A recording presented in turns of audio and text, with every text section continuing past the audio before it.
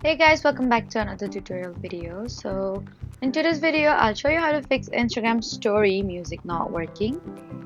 So first, make sure you're using the latest version of Instagram.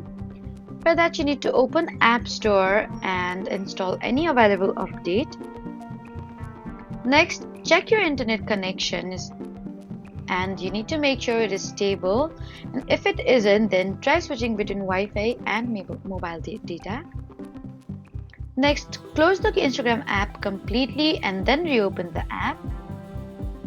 And if you're using a VPN, temporarily disable it and then try adding the music again.